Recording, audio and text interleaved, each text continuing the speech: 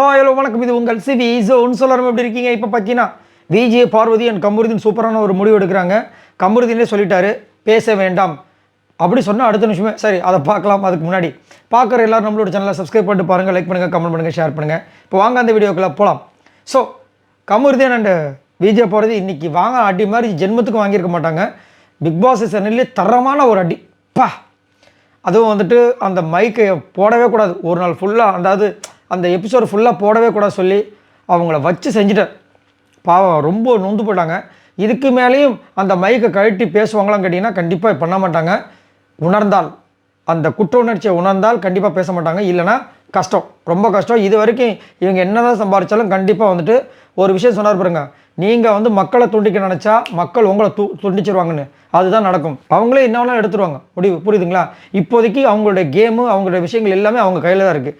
அதை மீறி போச்சு ஒன்றுமே பண்ண முடியாது. இப்போது கமருதீன் சொன்னோன்னே இவங்க என்ன சொல்கிறாங்க, அதை அக்செப்ட் பண்ண மாட்டாங்க. டேய் நம்ம அப்போயும் வந்துட்டு கேம் ஆடிட்டு தான்டா இருக்கும், இதில் என்னடா இருக்குது அப்படின்ற மாதிரி சொல்கிறாங்க.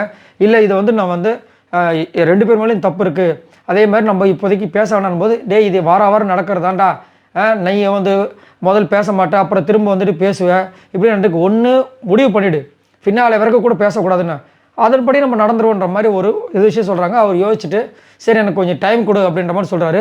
இவங்க அந்த பக்கம் போயிடுறாங்க. நல்ல விஷயம். அப்படியே ரெண்டு பேரும் இந்த பக்கம் போ அந்த பக்கம் போன்ற மாதிரி ரெண்டு பேரும் தனித்தனியாக போயிட்டாங்கன்னா ரெண்டு பேர் கேமுக்கும் நல்லது, புரியுதுங்களா? இல்லை அப்படின்னா திரும்பவும் கண்டிப்பாக வந்துட்டு இவங்க ஒன்றா பேசினாங்கன்னா திரும்ப பிரச்சனைகள் வரும், திரும்ப அந்த மைக் ப்ராப்ளம் வரும், கண்டிப்பாக வந்துட்டு ப்ராப்ளம் தான். ஏன்னா இவங்க ரெண்டு பேரும் இது வரைக்கும் ஒன்றா இருந்தப்போ பிரச்சனை மட்டும்தான் வந்திருக்கு. இவங்க தனித்தனியாக விளையாடும் போது கண்டிப்பாக பார்வதி ஒரு பக்கம் சூப்பராக போயிட்டு இருந்தாங்க, கமருதீன் ஒரு பக்கம் மரோரா பின்னாடி அவர் ஒரு தனியான சைலண்ட்டான ஒரு கேம் போயிட்டு இருந்தார்.